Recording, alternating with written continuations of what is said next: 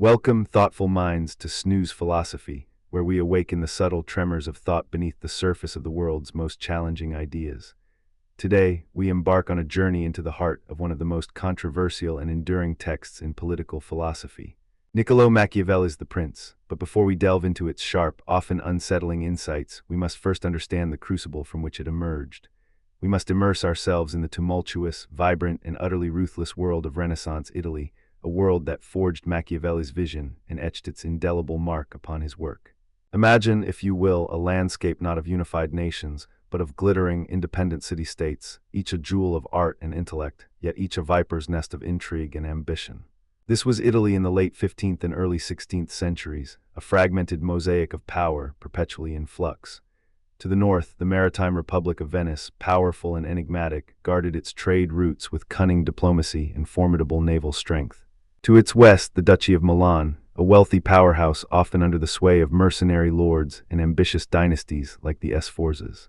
Further south, the Papal States, ostensibly ruled by the spiritual leader of Christendom, but in practice, a temporal kingdom prone to all the political machinations of any secular realm, with popes like Alexander VI and Julius II donning armor as readily as vestments.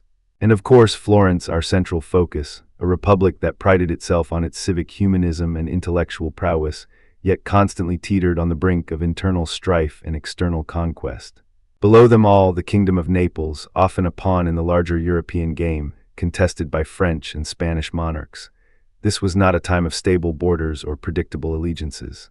Instead, it was a volatile landscape where alliances shifted like desert sands, where mercenary armies, the infamous condottieri, sold their loyalty to the highest bidder, and where the constant threat of invasion hung heavy in the air like a storm cloud. Italy, despite its cultural brilliance, was politically weak, a rich prize coveted by the burgeoning, more unified nation-states of France, Spain, and the Holy Roman Empire. The late 1400s saw the eruption of these larger European powers onto the Italian stage with devastating frequency. King Charles VII of France in 1494 marched an army straight through Italy to claim Naples, sending shockwaves through the peninsula. His invasion, followed by those of King Louis XII and Emperor Maximilian I, shattered the fragile balance of power that Italian states had painstakingly tried to maintain. Italy became a battlefield, a chess board where foreign kings moved their pieces, often with little regard for the local populace. This brutal, pragmatic reality of international relations, where might made right and treaties were mere suggestions, was not an abstract concept to Machiavelli. It was the air he breathed, the ground he walked, the constant, existential threat to everything he held dear. And at the heart of this storm, the magnificent city of Florence, a republic that, despite its republican ideals, was perpetually struggling against the powerful shadow of the Medici family.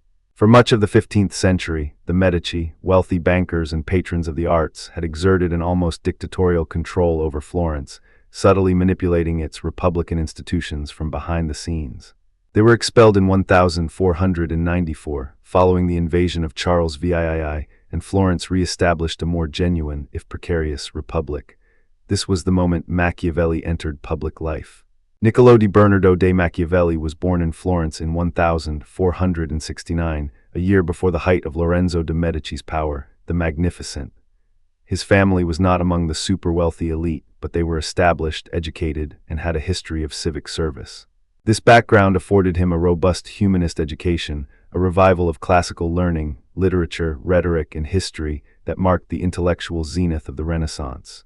Unlike the scholastic philosophers of the Middle Ages who focused on divine revelation and abstract theological principles, humanists like Machiavelli immersed themselves in the wisdom of ancient Greece and Rome, seeking practical guidance for earthly life, for civic virtue, and for effective governance.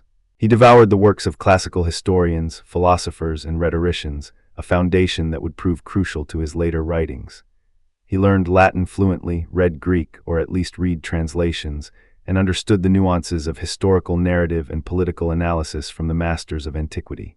It was in 1498, after the controversial puritanical rule of the Dominican friar Girolamo Savonarola had ended in his dramatic execution, that the newly re-established Florentine Republic, seeking stability and competent administration, appointed Machiavelli to a crucial position. Chancellor of the Second Chancery of the Florentine Republic, this was no minor desk job. For 14 years, from 1498 to 1512, he served as a senior official, deeply involved in foreign policy, internal security, and military affairs. He was, in essence, a high-ranking civil servant, a diplomat, and a strategist. This period was foundational for Machiavelli's pragmatic worldview. His role required him to travel extensively on diplomatic missions, to observe, negotiate, and report back on the true nature of power in action. He was dispatched to the courts of Europe's most powerful rulers and the camps of its most formidable military leaders. He saw firsthand how states were actually governed, not how they ought to be governed according to abstract moral or theological ideals. One of his most significant and perhaps most chilling set of experiences involved his multiple diplomatic missions to Cesare Borgia, the ambitious son of Pope Alexander VI. Between 1502 and 1503, Machiavelli spent months observing Borgia as he carved out a brutal, short-lived personal dominion in Romagna, a region in central Italy. Cesare Borgia was a figure of immense virtue in Machiavelli's specific, amoral sense of the word, a man of exceptional ability, courage, cunning, and resolve. Machiavelli watched Borgia's calculated ruthlessness unfold. Take, for instance, the famous episode of Ramiro d'Orco. Borgia, seeking to bring order to the anarchic Romagna, appointed Ramiro, a cruel and efficient henchman, to pacify the region. Ramiro did so with extreme brutality, executing bandits, suppressing dissent, and instilling fear. Once order was established, and Ramiro's methods had made him deeply hated, Borgia, with a stroke of genius in Machiavelli's eyes, had Ramiro captured, cut in half, and displayed in the public piazza of Cesena, alongside a bloody block and a knife. The people who had suffered under Ramiro were appalled but also deeply satisfied by Borgia's act. Machiavelli saw this as a masterful demonstration of how a ruler could use cruelty, well used, decisive, swift, and then publicly distanced, to achieve stability and maintain popular support. Borgia in this act simultaneously purged a necessary evil and solidified his own image as a just, albeit fearsome, ruler. This wasn't merely observing politics. It was witnessing a masterclass in the psychology of fear and loyalty, and it left an indelible impression on Machiavelli, directly influencing chapter VII of The Prince, where Cesare Borgia is held up as an example of a successful, albeit ultimately unlucky, new prince. Machiavelli also traveled to the court of King Louis XII of France on several occasions, observing the power and political maneuvering of a burgeoning nation-state. He critiqued Louis's errors in Italy. Primarily his ill-conceived alliance with Spain, which allowed a rival power to gain a foothold in Italy, and his repeated misjudgment of papal authority. He saw a powerful monarch making mistakes due to a lack of understanding of Italian political realities, lessons that would inform his advice to new princes on how to secure and maintain newly acquired states. His mission to Emperor Maximilian I of the Holy Roman Empire revealed to him the complexities of German politics, the decentralized nature of the empire, and the emperor's strengths and weaknesses. These extensive diplomatic missions provided Machiavelli with an unparalleled, empirical understanding of politics. He wasn't relying on abstract philosophical ideals or religious precepts. He was looking at what actually worked in the messy, dangerous, and often immoral world of statecraft. He saw men like Borgia manipulate, betray, and kill to achieve their ends, and he saw them succeed. He saw other rulers fail because they adhered to traditional notions of morality or relied on fickle alliances. This first-hand experience, witnessing the raw mechanics of power, was the crucible that forged his radical, pragmatic worldview. It was a stark departure from the medieval tradition, which envisioned politics as a branch of ethics, guided by divine law and focused on the moral character of the ruler. Machiavelli was seeing that morality, at least as conventionally understood, was often a liability, not an asset, for a ruler seeking to maintain power. But this period of intense engagement with power politics was not to last. The delicate balance of power in Italy was again shattered, and Florence, caught in the crossfire, suffered a devastating blow. By 1512, the tides had turned against the Florentine Republic. Pope Julius II, a formidable warrior pope, had formed the Holy League with Spain and other powers to expel the French from Italy. Florence, having allied with France, found itself isolated and vulnerable. Spanish troops allied with the Holy League marched on Florence. In the Battle of Prato, just a few miles from Florence, the Florentine militia, Machiavelli's proud creation and a key element of his Republican vision, intended to replace unreliable mercenary forces, was utterly routed. It was a humiliating defeat, a bitter vindication of those who distrusted a citizen army. The fall of Prato meant the end of the Republic. the victorious Holy Leg, under the powerful influence of the Pope, forced the Medici family back into power in Florence. Giovanni di Lorenzo de' Medici, who would soon become Pope Leo X, and his cousin Giulio, later Pope Clement VII, returned to their ancestral city, reinstating their dynastic rule. Machiavelli, a key official of the now-defunct Republican government, was immediately dismissed from all his posts. His public life, so vibrant and active for 14 years, came to an abrupt end. The humiliation, however, quickly turned into something far more perilous.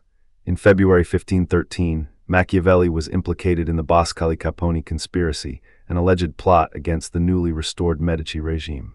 Although there's no solid evidence he was directly involved, his Republican sympathies and prominent past made him an easy target.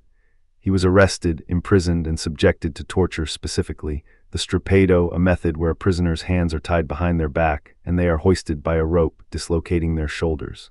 It was a brutal ordeal designed to extract confessions, but Machiavelli, remarkably, endured it without confessing, perhaps demonstrating the kind of resilience and stoicism he admired in classical figures. We know of his stoicism from letters written during this period. In one to his friend Francesco Vettori, he even made light of his suffering, a testament to his dry wit and enduring spirit. Eventually, he was released, likely due to a general amnesty, celebrating Giovanni de' Medici's elevation to the papacy as Leo X, but his freedom came at a cost. He was banished from Florence and ordered to retire to his modest family farm in Sant'Andrea in Percussina, just outside the city. It was a forced exile, a sudden plunge from the bustling corridors of power into intellectual solitude. This period of isolation, however, proved to be the fertile ground from which his most profound and controversial work would spring.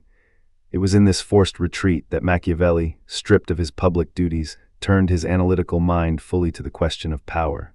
His famous letter to Francesco Vettori, dated December 10, 1513, paints a vivid picture of his daily life. When evening comes, I return home and go into my study. On the threshold I take off my dirty, everyday clothes and put on royal and curial robes. Thus suitably clothed, I enter the ancient courts of ancient men, where, received by them with affection, I feed on the food that is mine alone and for which I was born. There I am not ashamed to speak with them and ask them the reasons for their actions, and they, in their humanity, reply to me. For 4 hours I feel no boredom, I forget every trouble, I do not dread poverty, I am not frightened by death. I absorbed myself entirely in them. It was in these sacred 4 hours, communing with the ancients, reflecting on his own extensive practical experience, that the Prince was conceived and written. But why did Machiavelli write the Prince? This question lies at the heart of centuries of debate and defines how we interpret the text itself. Was it a desperate job application, a genuine piece of patriotic advice, or a cynical guide to tyranny? The most common and immediate interpretation is that it was, indeed, a desperate attempt to return to public service. Addressed to Lorenzo di Piero de' Medici, the grandson of Lorenzo the Magnificent and the newly appointed ruler of Florence, the Prince can be read as an elaborate resume, a demonstration of Machiavelli's unique expertise in statecraft. Machiavelli had been a Republican loyalist, but with the Medici back in power, he was unemployed, politically disgraced, and economically vulnerable. He saw an opportunity, a chance to prove his indispensability. If the Medici, particularly Lorenzo, needed advice on how to consolidate their power in a volatile political landscape, who better to provide it than the man who had spent 14 years observing princes and republics in action?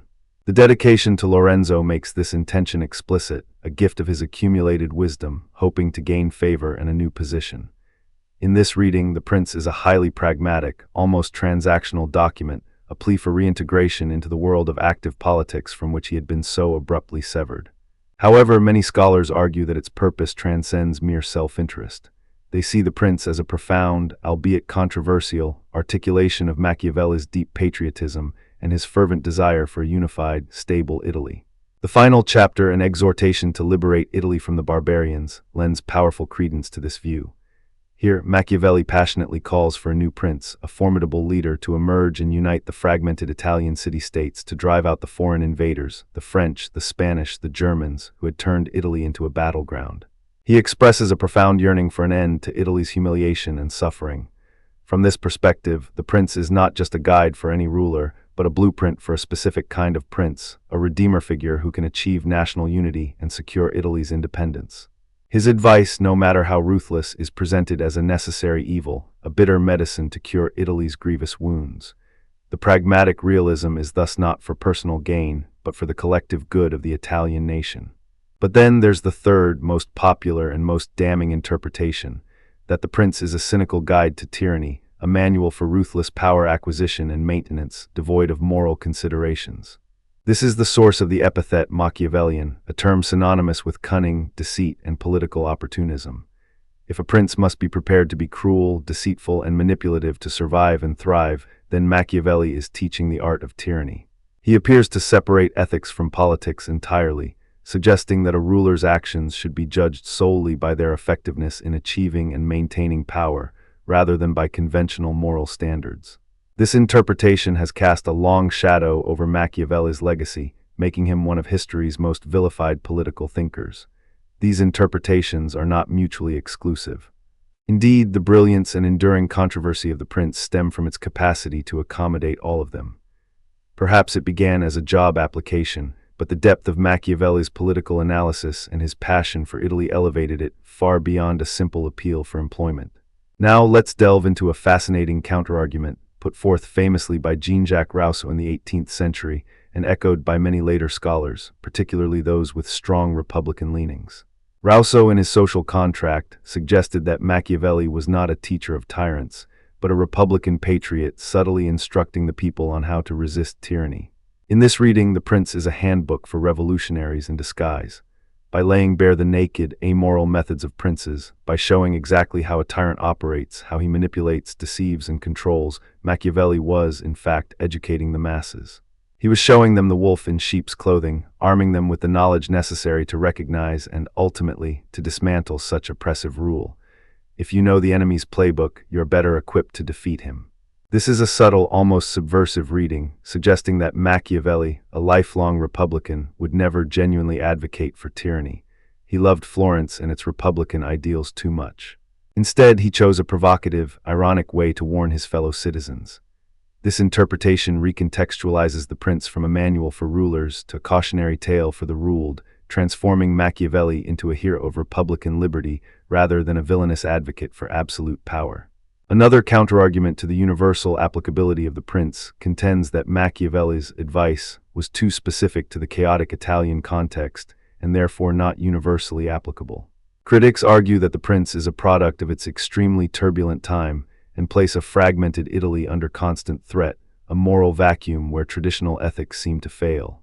The solutions Machiavelli proposed, while perhaps effective for a prince striving to unify Italy and repel foreign invaders, might be considered excessive or even counterproductive in more stable political environments or in states with established legal and constitutional frameworks.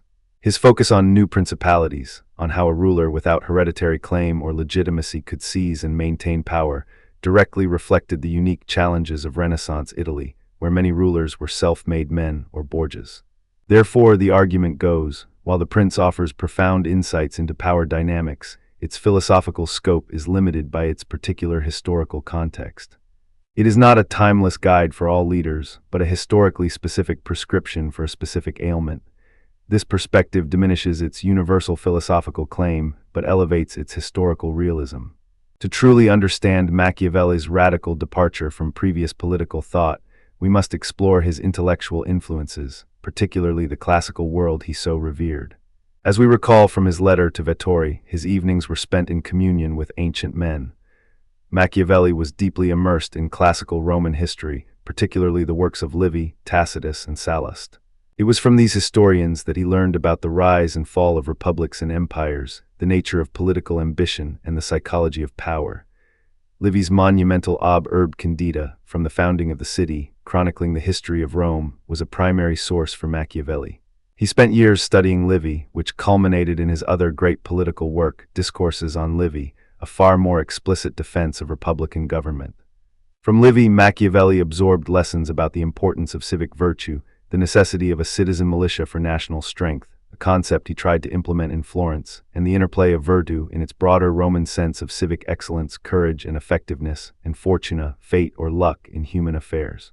He saw how the Romans, through their institutions, laws, and military prowess, achieved unparalleled success, but also how internal corruption and external pressures led to their decline.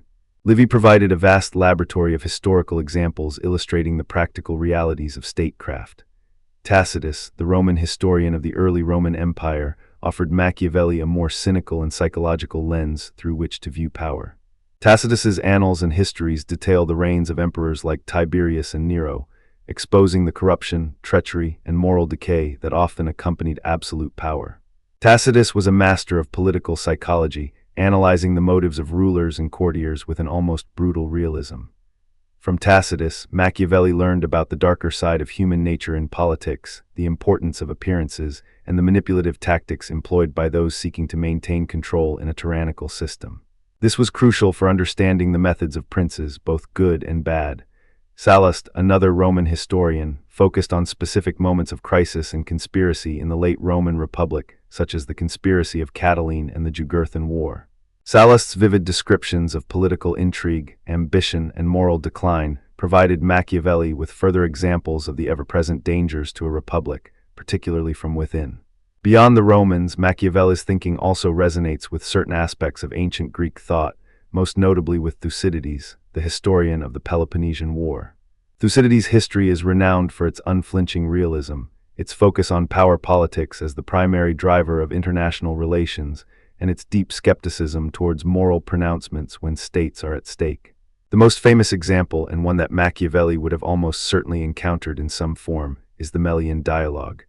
In the Melian dialogue, Athenian envoys brutally inform the Melians, a neutral island people, that they must submit to Athenian rule or face annihilation.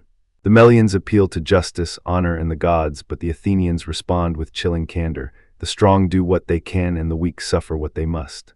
There is no room for morality or sentiment in the face of raw power.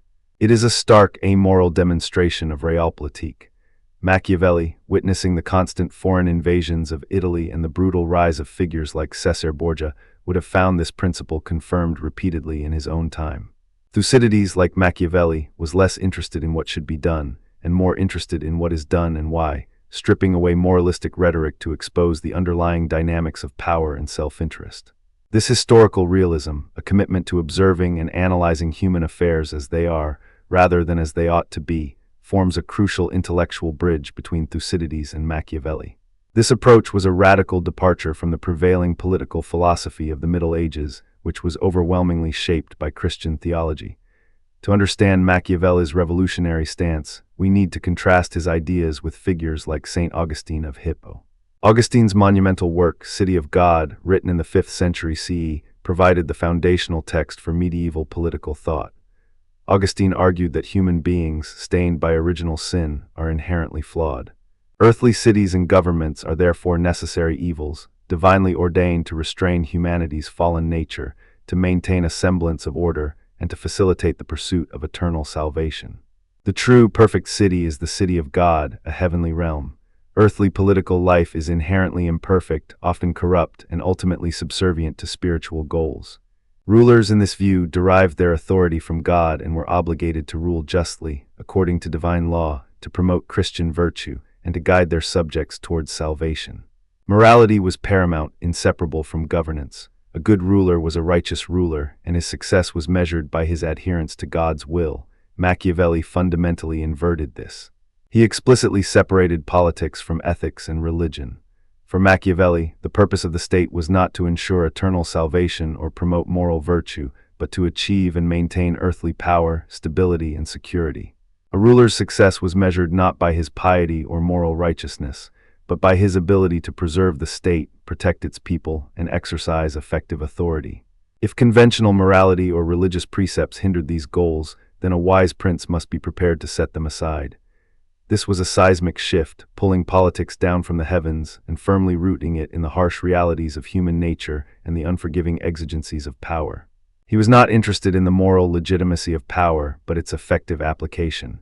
He moved from the prescriptive ought of medieval philosophy to the descriptive is of political realism. Even within the humanist movement of his own time, Machiavelli stood out. Many Renaissance humanists, while embracing classical learning, still sought to integrate it within a broadly Christian ethical framework. Figures like Petrarch or Leonardo Bruni lauded civic virtue and republican ideals, but often still framed them within a moralistic tradition. Machiavelli, however, pushed the humanist project to its most radical, secular conclusion. He used classical history not as a source of moral exemplars, but as a practical guide to effective political action, divorcing it from any inherent moral imperative. In essence, Machiavelli's world was a cauldron of political instability, foreign aggression, and internal strife. His personal journey, from respected diplomat to tortured exile, mirrored the tumultuous fate of his beloved Florence. His extensive diplomatic missions offered him a brutal, empirical education in the realities of power, shaping his pragmatic worldview. And his intellectual communion with the classical realists, combined with a stark rejection of medieval theological politics, provided him with the theoretical framework to articulate his revolutionary ideas. This was the furnace in which the prince was forged, a short, incisive, and utterly fearless treatise that sought to answer the most pressing question of his age: how to acquire and maintain power in a world where chaos was the norm, and where the survival of the state, and indeed of Italy itself, depended on a new kind of leadership, unbound by conventional morality and driven solely by the cold logic of effectiveness. It was a philosophy born of necessity, written in solitude, yet destined to echo through the corridors of power for centuries to come. And in our next section, we will finally open its pages and confront the challenging truths it dares to lay bare. Welcome back to our journey through the revolutionary mind of Niccolò Machiavelli and his enduring, often unsettling, masterpiece, The Prince. In our previous section, we set the stage, delving into the turbulent Florentine Republic and the personal crucible that forged Machiavelli's radical vision for political leadership. Now we pull back the curtain even further, venturing into the very heart of his philosophy, to meticulously dissect the foundational concepts that give the prince its breathtaking, sometimes brutal power. These are the bedrock principles upon which his entire edifice of political thought rests: virtu, fortuna, necessita, and the sophisticated interplay between appearance and reality that defines the art of power itself. These aren't just terms, they are lenses through which Machiavelli saw the world, offering a starkly pragmatic, and some would say, amoral, guide to seizing and maintaining control. Let us begin with perhaps the most misunderstood, yet absolutely central, concept in Machiavelli's lexicon: virtu. Now, if you're coming to this from a classical philosophical background, particularly one steeped in ancient Greek thought, your mind might immediately leap to Aristotle, to the idea of arete, or moral virtue, the striving for excellence, for living a good life characterized by prudence, justice, courage, and temperance. You might think of the virtuous citizen, upholding ethical standards, acting honorably, pursuing the common good in a morally upright way. But Machiavelli, ever the iconoclast, takes this venerable term and utterly reclaims it, reshaping it for the harsh realities of Florentine politics, stripping it bare of its traditional moral connotations. For Machiavelli, virtue is emphatically not moral virtue in the traditional sense. It is not about piety or charity or even personal integrity as we typically understand them. Instead, it is a formidable, almost terrifying political prowess. It encompasses the skill, the drive, the foresight, the courage, and the sheer determination required for a ruler to seize power and, crucially, to maintain it in a world teeming with rivals, conspiracies, and unforeseen challenges. It is the quality of a truly effective leader, a capacity for decisive action, for understanding the shifting tides of human affairs, and for adapting one's conduct to suit the exigencies of the moment. Think of virtue as a kind of political excellence, a blend of lion-like ferocity and fox-like cunning. The ruler possessing virtue knows when to be bold and when to be prudent, when to employ force and when to resort to deception. Machiavelli writes in chapter XVII, "It is well to seem merciful, faithful, humane, religious, upright, and also to be so, but always with a mind so disposed that should it be necessary not to be so, you are able to take the opposite course." This quote, often taken out of context, perfectly encapsulates the essence of his virtue. It's not a celebration of amorality, but a pragmatic recognition that moral principles, however noble, can sometimes be a liability in the brutal arena of power politics. A truly virtuous prince, in Machiavelli's terms, is one who can act against traditional virtues, who can be not good when the preservation of the state demands it. This requires not a lack of conscience, but a profound understanding that the rules of personal morality do not always translate directly into the necessities of statecraft. Consider the practical implications. A prince with virtue is a master strategist, capable of anticipating threats, forging alliances, and maintaining the loyalty of his subjects and soldiers. He understands human nature, knowing that fear can often be a more reliable motivator than love, and that men are ungrateful, fickle, false, cowardly, covetous. This bleak assessment isn't an endorsement of cruelty, but a foundational truth upon which a wise ruler must build. The prince's virtue is his capacity to navigate this treacherous landscape, to impose his will upon it, to bend circumstances to his advantage. It's the engine of his agency in a world that often seems to conspire against him. To truly grasp this radical departure, let's briefly contrast it with Aristotelian virtue ethics. For Aristotle, arete leads to eudaimonia, human flourishing, a life well lived in accordance with reason and moral excellence. It's about personal character development, moderation, and achieving a harmonious balance within oneself and with society. Machiavelli's virtue, however, is entirely instrumental, external-facing, and state-centric. Its measure is not the prince's inner moral state or personal happiness, but the stability, security, and prosperity of his principality. The excellent prince, in Machiavelli's view, is not necessarily a good man, but an effective ruler, and these two categories, he argues, often diverge sharply in the political realm. The paradigm shift is profound, from individual moral flourishing to the pragmatic preservation of the state. Machiavelli saw virtue as the paramount quality for effective leadership because, without it, a ruler would be a mere plaything of fortune, unable to withstand the inevitable storms of political life. It's the internal drive, the capability, the sheer will to power that allows a prince to shape his destiny, at least to some extent.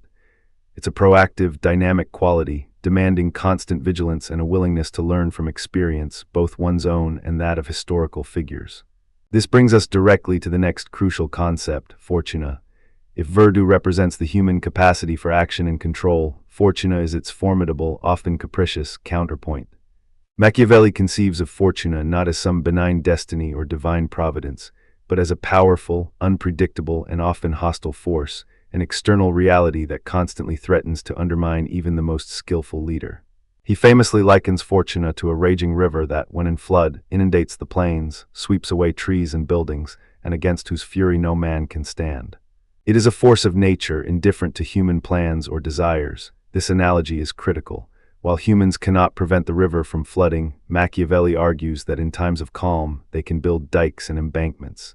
This is where virtue comes into play. A prince with virtue prepares for the inevitable downturns, for the sudden shifts in circumstance, for the unexpected blows of fate. He doesn't passively accept whatever fortuna throws his way, but actively seeks to mitigate its destructive power, to channel its energy, and even at times to harness it. Machiavelli pushes this metaphor further, personifying fortuna as a tempestuous woman. It is better to be impetuous than cautious, because fortune is a woman, and if you wish to master her, you must strike and beat her, for she is more won over by the impetuous than by those who proceed coldly. This daring, almost violent image underscores the necessity of boldness, of decisive action, of a willingness to take risks. Fortuna, he suggests, favors the audacious, the one who confronts her directly, rather than the timid or overly cautious. It's a call to proactive engagement rather than hesitant observation. Machiavelli believed that approximately half of human affairs are controlled by fortuna, leaving the other half, or perhaps a little less, to human agency and virtue. This isn't a pessimistic resignation to fate, but a realistic assessment of the limits of human control. It's a recognition that even the most sagacious and capable leader is subject to external circumstances, economic downturns, natural disasters, the emergence of a powerful new rival, or simply the shifting whims of public opinion. The challenge, then, for the prince is to expand that half governed by human agency as much as possible, to constantly strive to impose order upon chaos. To understand Machiavelli's fortuna, it's helpful to consider classical notions of fate and destiny. In ancient Greek tragedy, fate was often an inescapable, divinely ordained path. Heroes might struggle, but ultimately they were bound by a preordained destiny. Machiavelli's fortuna is different. While powerful, it's not an absolute, deterministic force. It is a contingent, dynamic, and essentially random element. It's less about a fixed plan and more about sheer unpredictability. Later probabilistic theories, particularly in the Age of Enlightenment, would attempt to quantify and predict such randomness, but Machiavelli, centuries earlier, was grappling with its raw, untamed power in the political sphere, urging leaders not to conquer it entirely, for that is impossible, but to manage it with all the skill and ingenuity they could muster. Consider the contrasting fates of rulers who failed to adapt to fortuna versus those who demonstrated virtue in overcoming it. In chapter III of The Prince, Machiavelli critically analyzes the errors of King Louis XII of France in Italy. Louis, despite having substantial resources and initial advantages, repeatedly made strategic blunders, such as alienating the Venetians, strengthening the papacy, and failing to secure his gains. He allowed circumstances to dictate his actions rather than imposing his will upon them. His cautious and often contradictory policies demonstrated a profound lack of virtue in adapting to the fluid political landscape of Italy. He failed to build those metaphorical dikes, leaving himself vulnerable when the river of Fortuna inevitably swelled. His repeated miscalculations illustrate how a lack of foresight and decisiveness can allow Fortuna to overwhelm a ruler, leading to the loss of newly acquired territories. Conversely, a ruler like Cesare Borgia, whom Machiavelli often cites as an example of exceptional virtue, understood the necessity of shaping Fortuna, even if ultimately he too was brought low by an extreme stroke of bad luck, falling gravely ill at the very moment his father, Pope Alexander VI, died. But before that, Borgia acted with remarkable decisiveness and ruthlessness to consolidate his power in the Romagna, eliminating rivals, creating a loyal administration, and demonstrating his willingness to employ brutal force when necessity demanded it.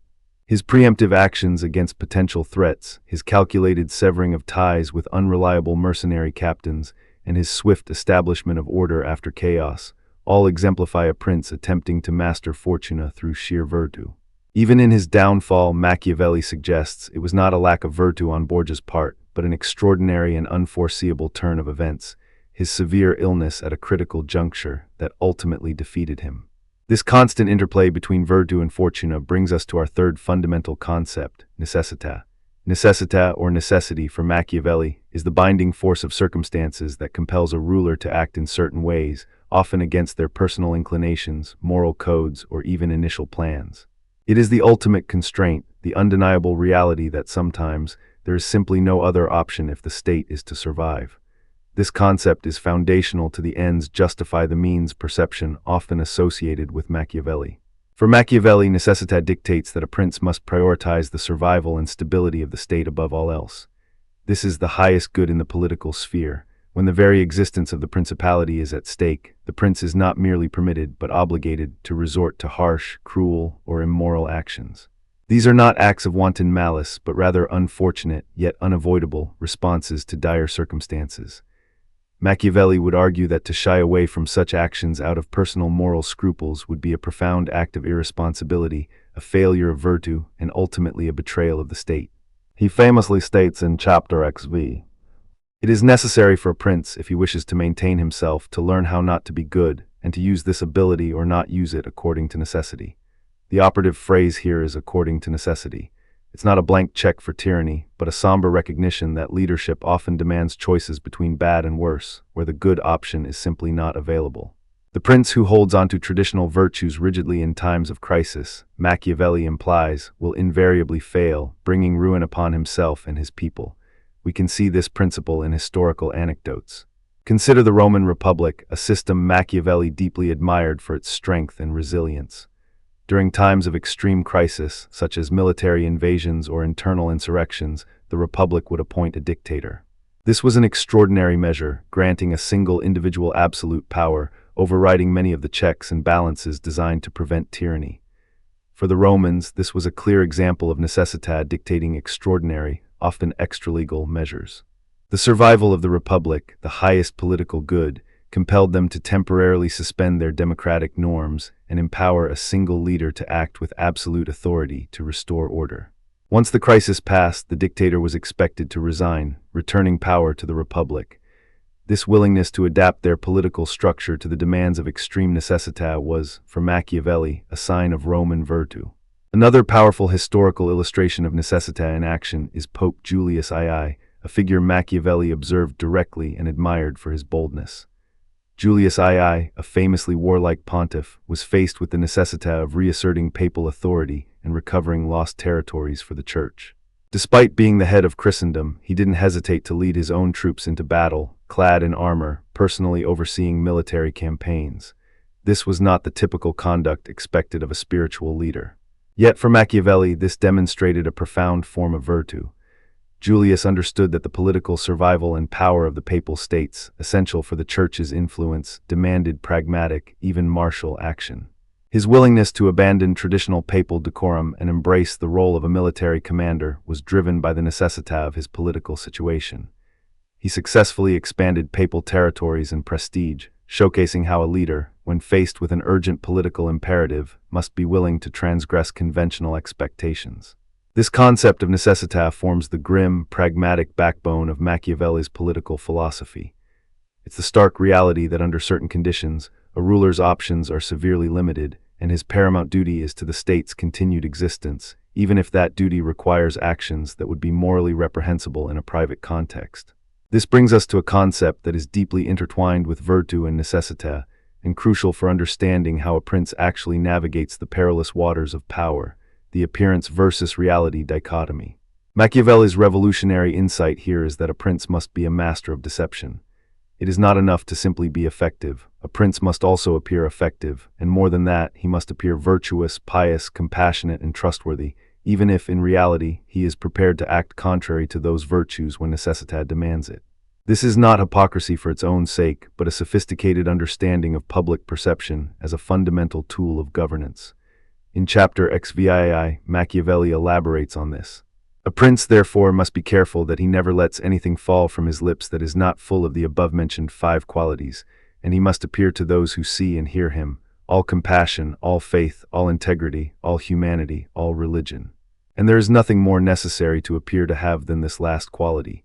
Here, this last quality refers to religion, highlighting its immense power in shaping popular opinion in his time.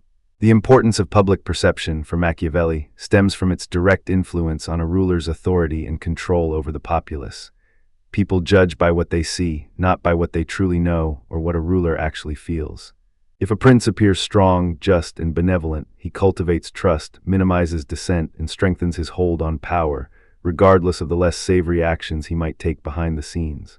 This isn't about being a good person, but about being perceived as such, because that perception translates into legitimacy and stability. A prince must be able to put on a mask, to play a role, to project an image that reassures his subjects and intimidates his rivals. He must be a master actor on the political stage, understanding that appearances are often more potent than reality in shaping human behavior. Machiavelli's prince understands that most people judge by their eyes rather than by their hands. For everyone can see, but few can touch. What people see and believe about their ruler fundamentally impacts their willingness to obey, to serve, and to accept his authority. Consider the strategic actions of Ferdinand of Aragon, whom Machiavelli praises in chapter XXI as a model of virtue and a master of appearances. Ferdinand, Machiavelli observes, always made religion his pretext when embarking on significant military campaigns. He would invade Granada, then Africa, then Italy, always under the guise of strengthening the church or fighting infidels. Through this consistent public projection of piety and religious zeal, he acquired immense authority and public support, even as his true motivations were purely political, to expand his power and deceive his nobles. His piety was a carefully constructed facade, a powerful tool of statecraft that allowed him to pursue his expansionist agenda with broad popular approval, consolidating his power domestically while projecting an image of righteous leadership abroad. This mastery of appearances allowed him to undertake actions that, if stripped of their religious veneer, might have provoked significant opposition.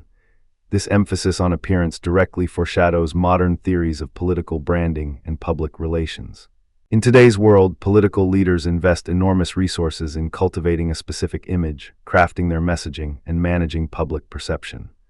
From carefully staged photo opportunities to sophisticated social media campaigns, the goal is often to project an image of strength, empathy, or competence, regardless of the underlying reality.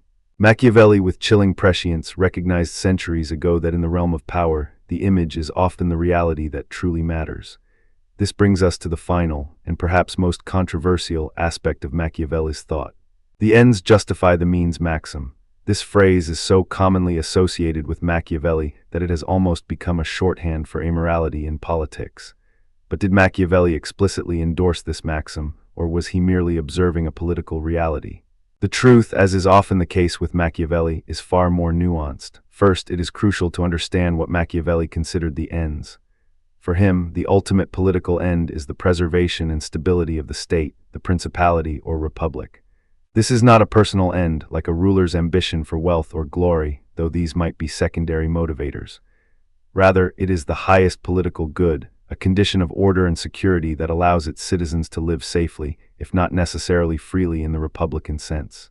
A state plagued by internal strife, external threats, and weak leadership is, for Machiavelli, the greatest tragedy. Therefore, anything that ensures the state's survival and stability is, by definition, serving this supreme political goal. The means, then, are the pragmatic actions taken to achieve this end. These means are not inherently moral or immoral, they are simply effective or ineffective. If cruelty, deception, or ruthlessness are necessary to secure the state, then they become legitimate tools for the prince. Machiavelli does not revel in these actions, nor does he suggest they should be employed wantonly. He advises cruelty only when it is well used, meaning swift, decisive, and for a clear purpose of establishing order, and then quickly abandoned. He distinguishes between cruelty that leads to stability and cruelty that breeds resentment and rebellion. So, while Machiavelli doesn't explicitly utter the phrase, "the ends justify the means," his entire philosophy, particularly the interplay of virtue, fortuna, and necessita, strongly implies it. The prince, driven by virtue, acting under the constraints of necessita, and seeking to mitigate the impact of fortuna, must do whatever is required to achieve the ultimate end of state preservation. It is a pragmatic observation of political reality, an acknowledgement that in the rough-and-tumble world of power, conventional morality often takes a back seat to the imperative of survival. However, it is precisely this pragmatic observation that draws sharp criticism. Philosophers like Montesquieu and John Locke, architects of later liberal political thought, would vehemently argue that leadership based purely on virtue in Machiavelli's sense, without genuine moral grounding, inevitably leads to tyranny and instability in the long run. For Locke, legitimate governance derives from the consent of the governed and the protection of natural rights, life, liberty, and property. A ruler who consistently violates these rights, even in the name of state stability, would forfeit his legitimacy and eventually face rebellion. Trust for Locke is built on consistent adherence to moral and legal principles, not on calculated deception. A prince who relies on fear and appearance, they would contend, might maintain power temporarily, but he erodes the very foundations of trust and reciprocal obligation that are essential for long-term political stability and the flourishing of a truly legitimate society. Such a state built on sand is always vulnerable to collapse once the facade cracks or the strong man's grip falters. Critics might also contend that while Machiavelli accurately describes human behavior and the sometimes brutal realities of power, he normalizes amorality. They argue that the prince fails to provide an ethical framework for good governance beyond mere survival. While Machiavelli certainly prioritized order and security, these critics would ask, order and security for whom? And at what cost is a stable tyrannical state truly good?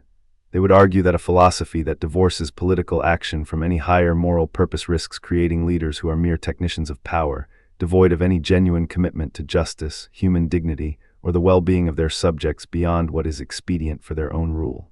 Machiavelli's perspective, while undeniably insightful about how power works, offers little guidance on why it should be exercised in a particular way, or to what ultimate human end beyond avoiding chaos. It is a manual for effective rule, but not necessarily for good rule in an ethical sense. Yet, Machiavelli himself was not necessarily a monster or a promoter of evil for evil's sake. He was a product of his time, writing for a specific audience, the Medici, in a specific context, a deeply fractured Italy threatened by foreign powers. His ultimate goal, as revealed in The Prince and more explicitly in his discourses on Livy, was the strength and unity of Italy. He saw the weakness and division of the Italian city-states as a profound danger, leaving them vulnerable to foreign invasion and endless internecine warfare.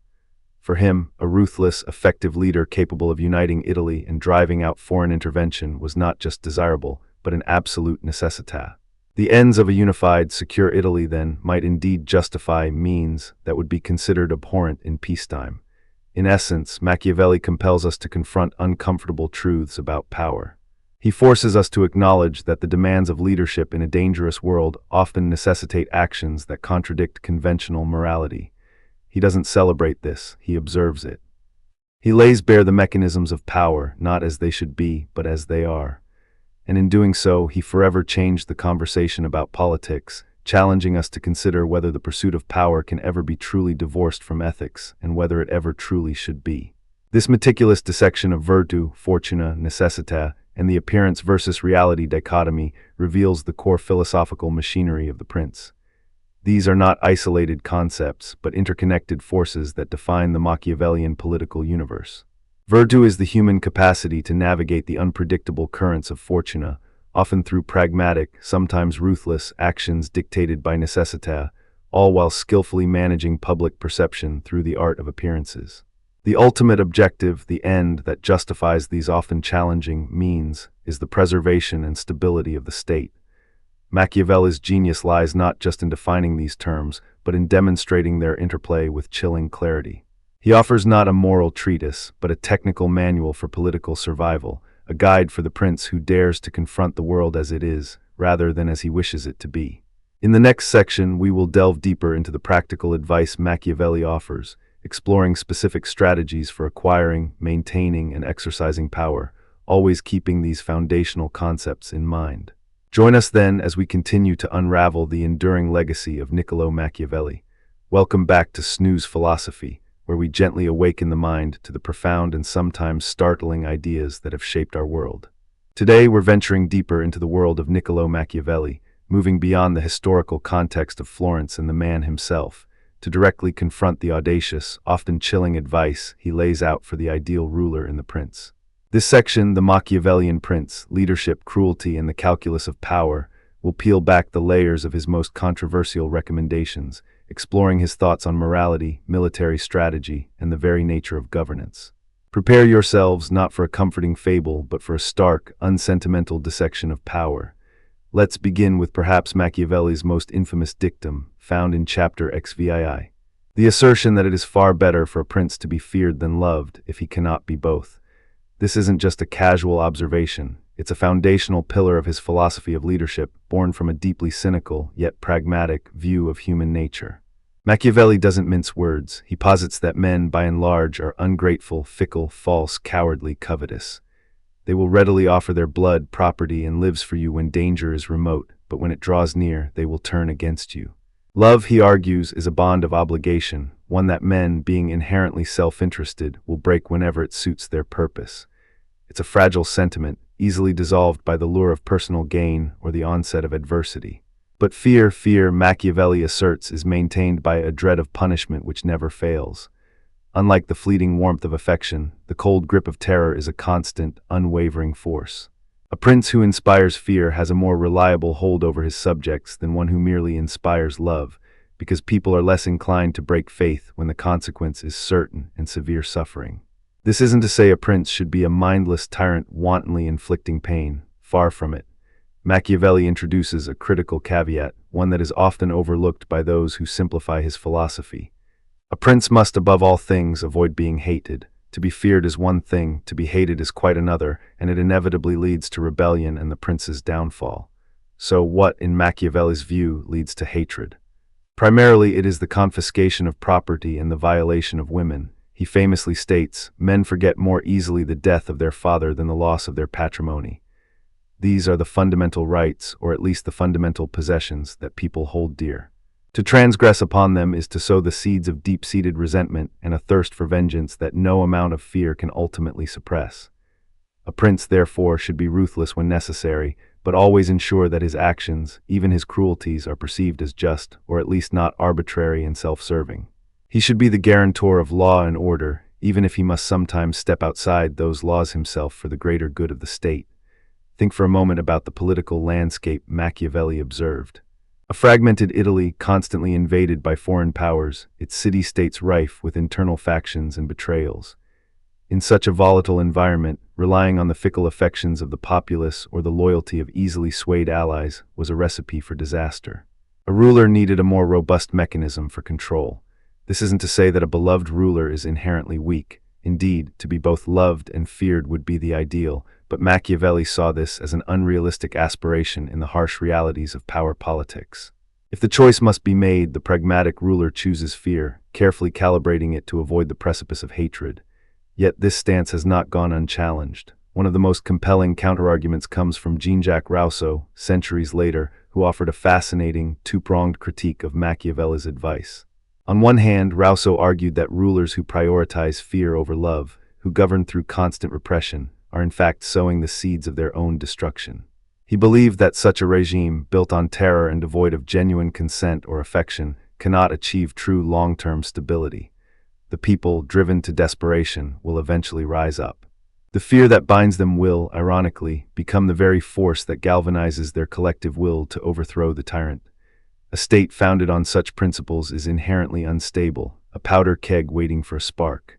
On the other hand, Rousseau also proposed a more subversive interpretation of The Prince, suggesting that Machiavelli wasn't actually teaching princes how to be tyrants, but rather was exposing the true nature of tyranny to the people.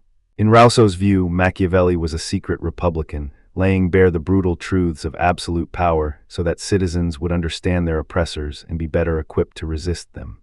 It's an intriguing thought. That The Prince, rather than a manual for despotism, was a cautionary tale, a revelation of the stark reality of how power truly operates, presented under the guise of advice to a ruler. This makes Machiavelli for Rousseau not a teacher of evil, but a clever strategist for liberty, albeit one using a highly unconventional method. To cross-reference briefly, consider the stark contrast with classical ideals of leadership. Plato's philosopher-king, for instance, rules through wisdom and justice, inspiring reverence and willing obedience because his rule is inherently good and directed towards the welfare of the polis. Medieval Christian kingship, too, emphasized the ruler's moral duties, his accountability to God, and his role as a shepherd of his flock, inspiring love and loyalty through piety and righteousness. Machiavelli demolishes these idealized images, presenting a ruler who is not defined by virtue in a moral sense, but by virtue, a ruthless effectiveness in political action. The chasm between these philosophical frameworks is vast, marking Machiavelli as a truly revolutionary and discomforting voice. Moving on, another iconic piece of Machiavellian advice found in chapter XVII is the famous analogy of the prince as both a lion and a fox. This isn't simply a colorful metaphor. It's a profound statement about the duality of power and the necessary attributes of a successful ruler in a dangerous world. Machiavelli asserts that a prince must understand that there are two ways of fighting, by law and by force. The first, he says, is proper to men, the second to beasts. But because the first is often insufficient, one must often have recourse to the second. Therefore, a prince must learn how to make use of both the beast and the man. The lion in this analogy represents sheer strength, courage, and the ability to intimidate. A lion is powerful enough to frighten off any wolves, that is, open enemies or direct threats. It signifies the need for a prince to possess raw power, to be decisive, and to be willing to use force when necessary to defend his state and his authority. This is about being formidable, leaving no doubt as to who is in charge, and projecting an image of unshakable resolve. Without the lion, a prince is vulnerable to direct attack, easily overthrown by those who would challenge his rule through brute force. But the lion, for all its strength, cannot avoid traps. This is where the fox comes in. The fox represents cunning, deception, and the ability to see and avoid snares. It signifies the need for a prince to be intelligent, shrewd, and even duplicitous when circumstances demand it. A prince must be able to anticipate the plots of his enemies, to understand the intricacies of political intrigue, and to use artifice and deceit to outmaneuver those who would undermine him through treachery or clever stratagems. Without the fox, a prince, however strong, can be easily outwitted, lured into a trap, or betrayed by those more subtle than himself. The essence of this analogy is the combination of force and fraud. Machiavelli argues that a prince who relies solely on one without the other is doomed. A prince who is only a lion might walk into every trap set for him. A prince who is only a fox might be too weak to stand against open aggression. The truly effective ruler is one who can seamlessly embody both roles, shifting between them as the situation demands. He must be strong enough to crush his enemies, but also clever enough to avoid becoming a victim of their schemes. This blend of attributes is what makes a prince truly formidable in the political jungle, a place Machiavelli clearly envisioned as a brutal, unforgiving environment. This brings us to a crucial element of the fox's cunning: the mastery of appearances.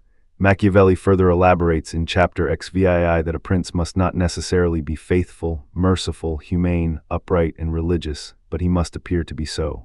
In fact, he goes further, stating that it is well to seem merciful, faithful, humane, religious, upright, and to be so, but the mind should be so trained that when occasion requires you can be the opposite. This is where his radical amorality shines brightest.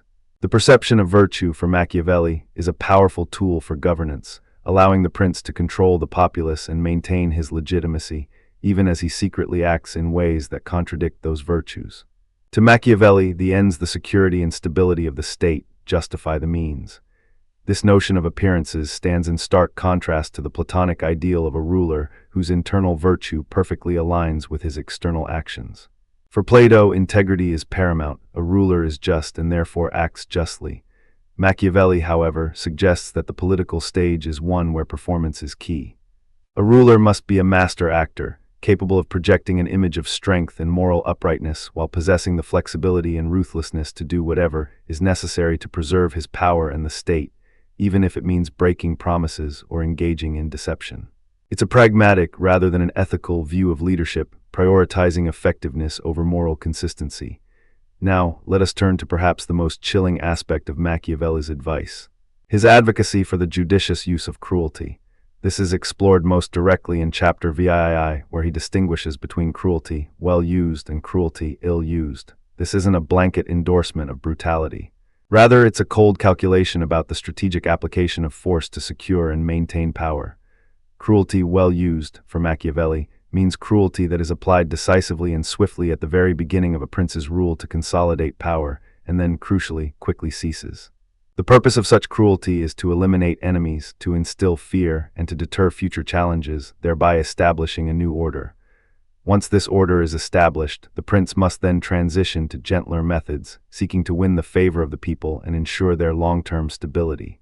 The cruelty in this view is a bitter medicine, administered in a single, painful dose, intended to cure the body politic of its ailments and prevent a prolonged, debilitating illness. Its ultimate goal is to create peace and security, even if achieved through harsh initial measures. It is focused and instrumental, a means to an end, not an end in itself. Contrast this with cruelty ill used, which Machiavelli defines as prolonged and increasing cruelty. This type of cruelty, far from securing power, actually breeds hatred and insecurity. When a ruler's cruelty is constant, unpredictable, and seems to intensify over time, it keeps the populace in a perpetual state of terror and resentment. Instead of leading to stability, it fosters an environment of fear and uncertainty, where people live in dread of what the ruler might do next. Such a prince is never safe, for his subjects will always be looking for an opportunity to overthrow him, driven by their accumulated grievances and their desire to escape his tyranny. This distinction is vital for understanding Machiavelli. He is not advocating for mindless sadism, but for a calculated, strategic use of force.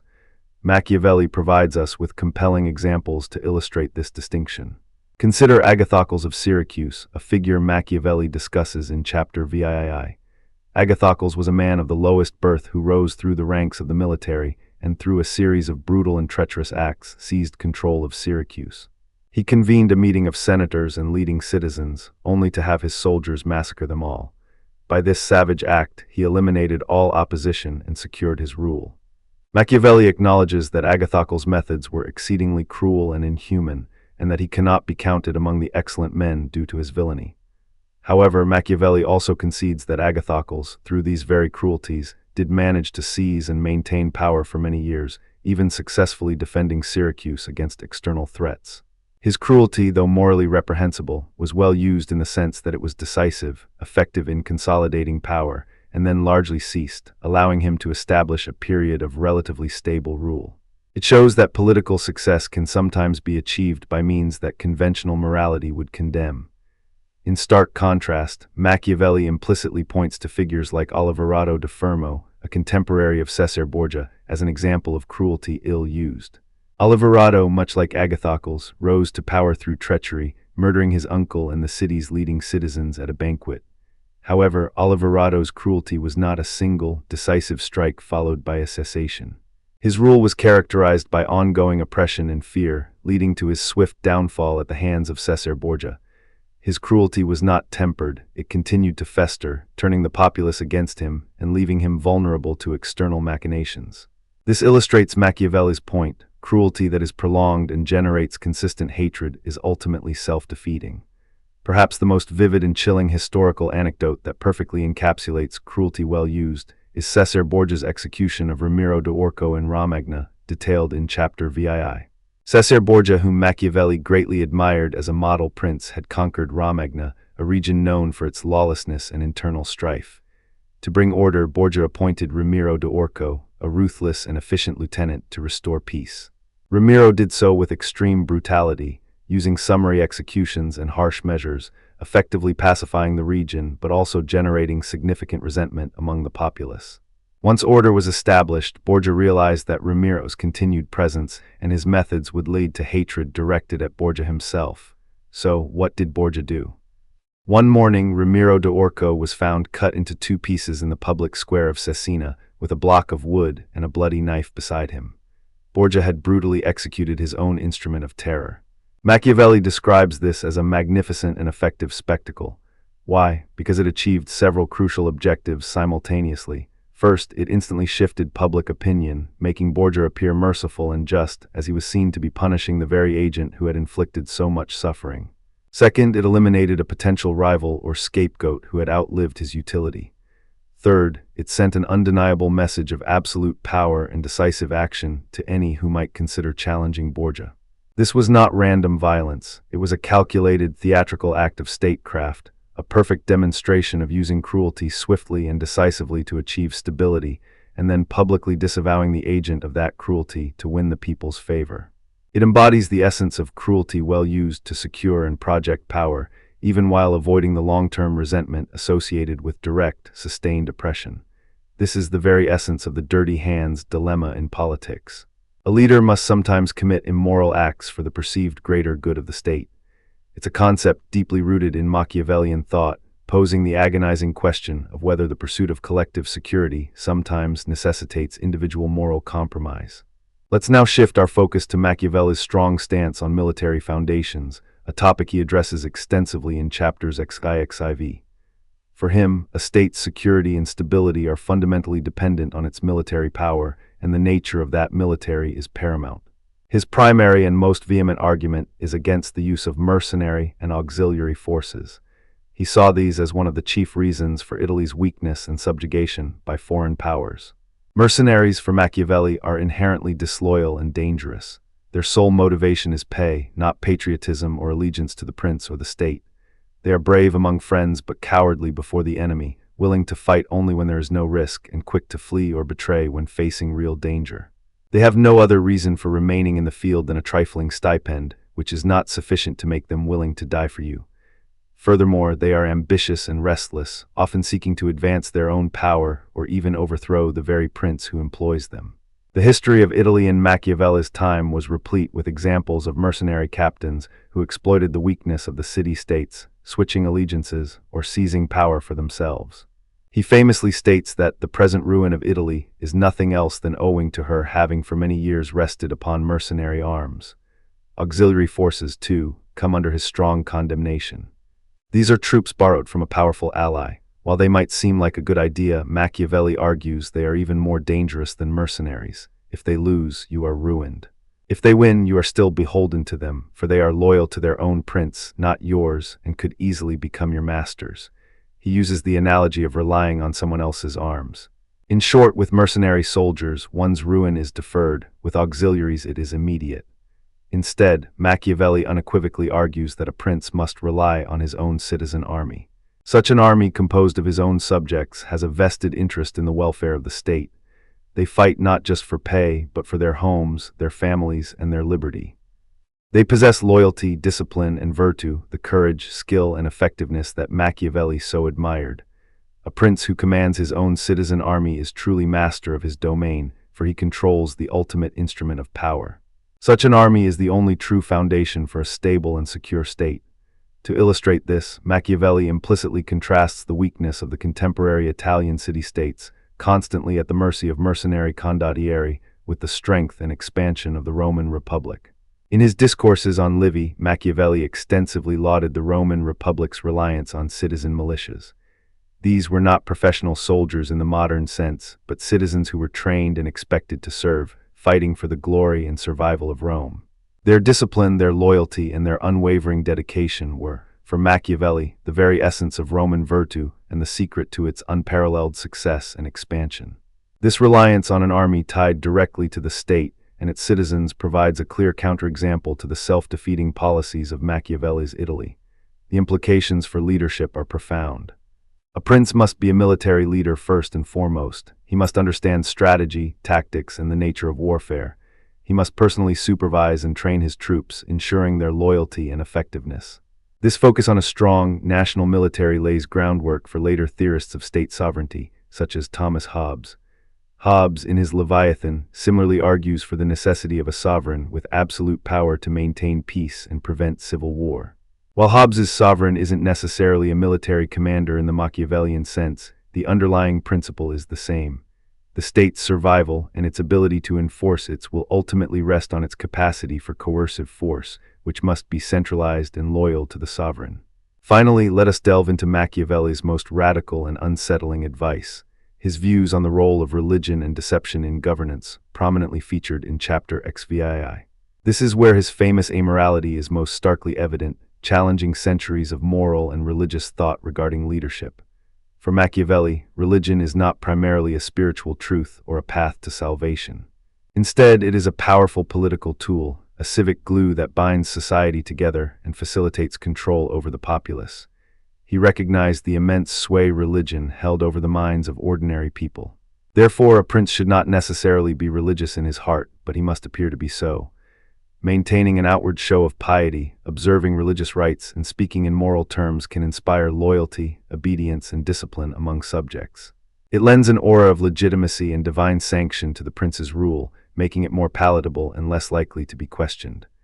This manipulation of faith for political ends is a profound departure from medieval Christian kingship, where a ruler's legitimacy was often derived from divine right and his moral duty to God and his flock.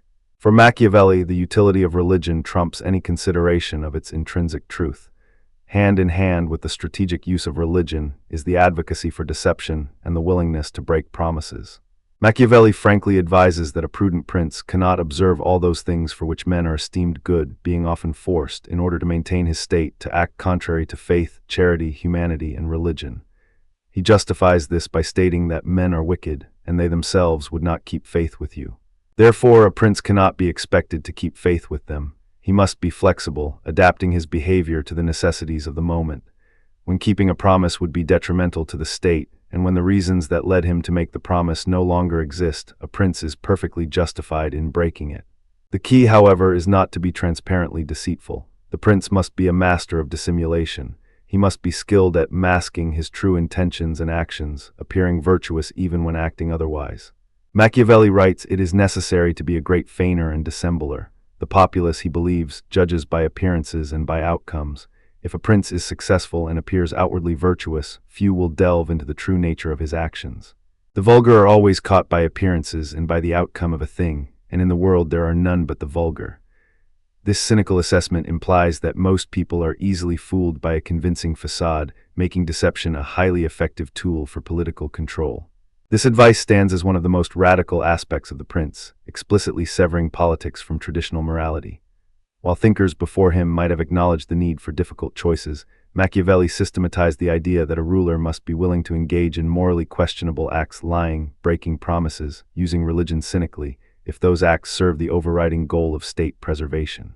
However, this instrumental view of religion and the state-sanctioned use of deceit also provokes strong counterarguments. The idea that a state built on deceit and fear lacks true legitimacy and ultimately cannot achieve long-term stability or genuine prosperity is a powerful one. While Machiavelli might argue for the immediate effectiveness of such tactics, critics contend that a regime founded on constant suspicion, broken promises, and the manipulation of belief erodes the very trust necessary for a healthy society. How can there be true loyalty, genuine cooperation, or a sense of shared purpose when citizens know their leaders are dissimulating and their word cannot be relied upon? Such a state risks perpetual internal divisions.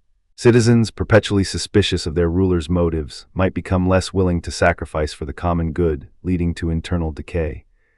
The constant need for deception breeds a culture of paranoia, where the ruler must constantly guard against being unmasked, and the people live in fear of arbitrary power. This fragile foundation, devoid of genuine moral authority, is arguably more prone to collapse in the long run, as the costs of maintaining constant repression and elaborate deceptions mount.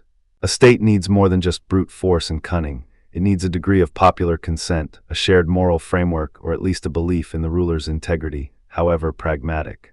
Without these, the edifice of power, no matter how carefully constructed, is built on quicksand. To reiterate, Machiavelli's Machiavellian prince is not a benevolent guardian of the people, nor a morally upright paragon. He is a pragmatic, ruthless strategist, focused solely on the acquisition and maintenance of power and the preservation of the state. His advice on being feared rather than loved, on embodying the lion and the fox, on the judicious use of cruelty, on relying on one's own arms, and on the instrumental use of religion and deception, all derive from a singular, overriding calculus of power. He strips away the veneer of idealism and moral pretense, laying bare the often uncomfortable truths of political reality. For Machiavelli, the world of politics is not governed by moral precepts but by necessity, by fortuna and virtù, and by the unwavering pursuit of self-preservation for the prince and the state. His prince, in essence, is a survivor, a master of adaptation in a perpetually hostile world. This profound shift from traditional ethical concerns to a cold, hard pragmatism is what makes The Prince such an enduringly controversial, yet endlessly fascinating work. It forces us to confront the uncomfortable question: can good results ever justify bad actions? And what is the true cost of power when measured in moral terms? These are questions that continue to echo in our own time, making Machiavelli's voice as relevant and unsettling today as it was 5 centuries ago. Join us next time on Snooze Philosophy as we further unravel Machiavelli's legacy, exploring how his ideas have been interpreted and misinterpreted throughout history, and how they continue to influence our understanding of leadership and political action today. The shadow of Niccolò Machiavelli, cast over 5 centuries, is perhaps longer and more complex than that of almost any other political philosopher. His name, once merely a descriptor of a Florentine civil servant, has morphed into an adjective, a caricature, and a byword for a particular strain of political thought. In this final exploration of The Prince, we turn our gaze to its enduring legacy, its historical reception, and the ever-evolving concept of Machiavellianism, examining how it continues to resonate, provoke, and inform our understanding of power in the modern world. When The Prince first saw light of day, not in 1513 when it was penned, but posthumously published in 1532, it landed like a bombshell in the fragile intellectual landscape of Renaissance Europe. Though initially circulated in manuscript form among a select few, its eventual printing unleashed a torrent of controversy. It was a radical text, starkly diverging from the prevailing mirror for princes literature of the era, which traditionally offered moral instruction, urging rulers to embody Christian virtues like piety, justice, mercy, and temperance. Machiavelli, with his cold, unblinking assessment of political necessity, seemed to jettison these virtues wholesale, advocating instead for cunning, deception, and even cruelty, if they served the paramount goal of state preservation. The Catholic Church, a dominant intellectual and moral authority, was quick to recognize the profound challenge the Prince posed. In 1559, barely 3 decades after its publication, the Council of Trent placed Machiavelli's works, including The Prince and his discourses on Livy, on the infamous Index Librorum Prohibitorum, the Index of Forbidden Books. This was no minor rebuke. It was a powerful statement of condemnation, effectively criminalizing the possession and reading of these texts for faithful Catholics, stamping them with the seal of heresy. The Church understood that Machiavelli's counsel, which often suggested that a prince must learn how not to be good and be willing to act against faith, against charity, against humanity, and against religion for the sake of his state, directly undermined the moral foundations upon which Christian rulers were supposed to govern. He seemed to suggest that virtue, as traditionally understood, could be a liability, and vice, a political asset. This was an intolerable proposition for an institution that saw itself as the arbiter of both spiritual and temporal morality. This official condemnation did not silence Machiavelli. Rather, it amplified his notoriety and spurred a burgeoning literary movement devoted to refuting him. Anti-Machiavellian literature blossomed, with thinkers from across the religious and philosophical spectrum attempting to counter what they perceived as his poisonous doctrines. A particularly influential example came from Innocent Gentelet, a French Huguenot whose 1576 work, Discours sur les moyens de bien gouverner et maintenir en paix un royaume au ordre principauté. Conter Nicolas Machiavel Florentin became a foundational text for the anti-Machiavellian tradition. Gentelet directly branded Machiavelli a teacher of evil, a diabolical figure whose maxims were responsible for the political instability and moral decay he witnessed in France, even controversially attributing the horrors of the Cent. Bartholomew's Day Massacre in 1572 to Machiavellian advice whispered into the ear of Catherine de' Medici, the Queen Mother. Whether Catherine truly followed Machiavelli's advice or even read The Prince is a matter of historical debate, but the association was powerful, solidifying the image of Machiavelli as the sinister architect of state-sponsored villainy. He became, in the popular imagination, the Old Nick, a thinly veiled reference to the devil himself. It is in this crucible of condemnation that the term Machiavellian began its long, complex evolution from the name of an author to a pejorative adjective. The immediate outcry from religious authorities, coupled with the scandalous nature of some of his advice, indelibly linked his name with cunning, deceit, and ruthless political opportunism. He was no longer just Niccolò Machiavelli of Florence, he was Machiavellian, the embodiment of cynical, amoral statecraft.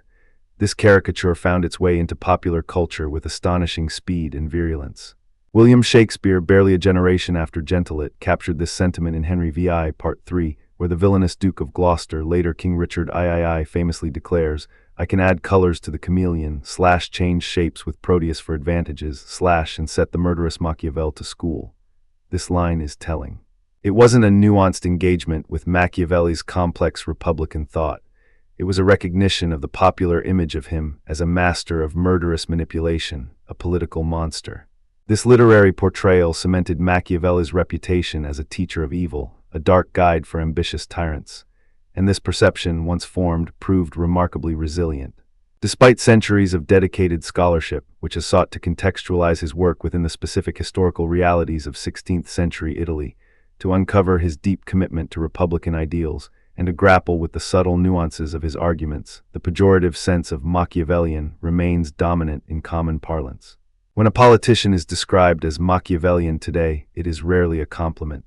It implies a cold, calculating, self-serving individual, devoid of genuine principles, willing to manipulate and betray for personal gain or power. This cultural inertia, the persistence of an easily digestible, villainous caricature, is a testament to the power of initial framing and the enduring discomfort many feel when confronted with the stark realities of political power unadorned by moral pretense. It's a convenient label to dismiss pragmatic political analysis, reducing it to mere amorality, rather than engaging with its often uncomfortable truths. The Age of Enlightenment, however, brought a different kind of scrutiny to Machiavelli's work. While earlier critiques were rooted in religious morality, 18th century thinkers, steeped in reason, natural rights, and the burgeoning concept of the social contract, approached the prince with new intellectual tools. Yet even here, Machiavelli remained a figure of intense debate and often contradictory interpretations.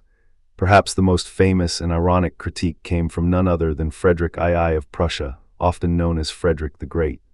In 1740, as Crown Prince, Frederick published his Anti-Machiavel with editing assistance from Voltaire. In this treatise, Frederick vehemently condemned Machiavelli's perceived amorality, advocating instead for virtuous rule, for a prince who was a just and benevolent father to his people.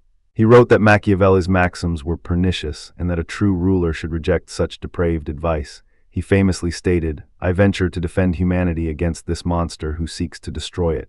It was a powerful, eloquent denunciation of cynical statecraft. The profound irony, of course, is that Frederick himself, once crowned king, became one of history's most brilliant and ruthless practitioners of Realpolitik, embodying many of the very principles he ostensibly condemned. Almost immediately after publishing his moralistic treatise, Frederick launched a surprise invasion of Silesia, igniting the War of the Austrian Succession and dramatically expanding Prussian power through military force and strategic opportunism. He became a master of cunning diplomacy, shifting alliances, and pragmatic military action, often disregarding traditional moral constraints in the pursuit of state interests.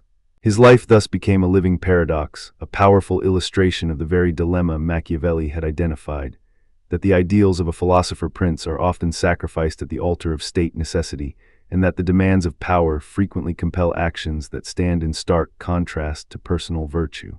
Frederick the Great's Anti-Machiavel is perhaps the greatest unintentional validation of Machiavelli's insights ever penned. Around the same time, another Enlightenment giant, Jean-Jacques Rousseau, offered an even more provocative and radical reinterpretation of Machiavelli. In his seminal work, The Social Contract, 1762, Rousseau turned the traditional reading of the Prince completely on its head. He provocatively argued that Machiavelli was, in fact, a secret republican, a champion of liberty who wrote the Prince not as genuine advice to tyrants, but as a deliberate warning to the people about tyrants. Rousseau believed Machiavelli was, in his words, professing to teach kings, he taught peoples great lessons. By revealing the true, manipulative, and often brutal nature of absolute power, Machiavelli was, according to Rousseau, equipping citizens with the knowledge to recognize and resist such tyranny. For Rousseau, the Prince was a satirical masterstroke, a textbook for understanding the mechanisms of oppression, thereby enabling its subversion. This reading, though controversial, allowed for Machiavelli's integration into the emerging liberal tradition, positioning him as a subtle advocate for popular sovereignty rather than its enemy. A more sober yet equally insightful Enlightenment perspective came from Baruch Spinoza, the Dutch philosopher. In his Tractatus Politicus 1677, Spinoza viewed Machiavelli not through the lens of morality or immorality, nor as a secret advocate, but as a clear-eyed observer and a political realist. Spinoza appreciated Machiavelli's empirical approach, his willingness to describe politics as it is, rather than as it should be. For Spinoza, Machiavelli was a pragmatist who, by stripping away illusions and exposing the true nature of power struggles and human self-preservation, demonstrated the forces that actually drive political action. Spinoza saw Machiavelli's work as a crucial contribution to understanding the mechanics of governance and the human passions that shape it, aligning with Spinoza's own radical empiricism and his commitment to understanding human affairs through reason and observation. He admired Machiavelli for daring to confront the uncomfortable truths of power without flinching. The 20th and 21st centuries have witnessed a profound resurgence of Machiavelli scholarship, moving beyond the simplistic condemnations and caricatures to engage with his texts in depth. This modern inquiry, often shaped by specific ideological or methodological lenses, has yielded a rich tapestry of diverse and sometimes conflicting interpretations, transforming our understanding of his enduring impact. One of the most influential and controversial modern readings comes from the political philosopher Leo Strauss. In his 1958 work, Thoughts on Machiavelli, Strauss argued that Machiavelli was far from an innocent observer or a subtle republican. Instead, Strauss contended that Machiavelli was a deliberate teacher of evil, a philosopher who consciously sought to lower the moral standards of political life. According to Strauss, Machiavelli systematically undermined traditional Western morality, whether rooted in classical virtue or Christian ethics, in favor of a new, purely earthly and instrumental virtue focused solely on efficacy and the acquisition of power. Strauss saw Machiavelli as a key founder of modern political philosophy precisely because he severed politics from its ancient and theological moorings, replacing transcendent standards of good and bad with purely pragmatic, immanent goals. This was a profoundly unsettling interpretation for many, suggesting that Machiavelli was not merely descriptive but prescriptive in a dangerous, almost diabolical way, consciously advocating for a morally debased political order. For Strauss, Machiavelli's subtlety was not for hiding a good intention, but for disguising a wicked one, making his teachings all the more insidious. In stark contrast, Isaiah Berlin, the renowned liberal philosopher, offered a more empathetic and arguably tragic interpretation in his seminal essay, The Originality of Machiavelli, 1953, later elaborated. Berlin's view was rooted in his concept of value pluralism, the idea that there are multiple, equally valid, yet often irreconcilable moral frameworks. Berlin argued that Machiavelli was neither evil nor a secret republican, but a clear-sighted thinker who recognized an inherent, tragic incompatibility between two fundamental moral systems. One, classical or pagan virtue, this encompassed civic glory, military prowess, strength, courage, and the preservation and expansion of the state, often requiring harsh measures. Two, Christian ethics, emphasizing humility, charity, faith, piety, and the salvation of the soul, valuing self-sacrifice and inner purity. Berlin contended that Machiavelli simply demonstrated that one cannot simultaneously achieve both sets of virtues fully in the political realm. A prince committed to Christian virtues might be a good man in the eyes of God, but a weak, ineffective ruler who risks losing his state. Conversely, a prince committed to preserving and strengthening his state might have to act in ways explicitly contrary to Christian teachings, lying, breaking promises, even killing. Machiavelli, in Berlin's view, did not advocate for evil. He merely exposed a profound and perhaps unresolvable dilemma, a tragic choice between two incommensurable goods. He forced humanity to confront the uncomfortable truth that public and private morality are not always aligned, and that the demands of political survival often conflict with the dictates of personal ethics.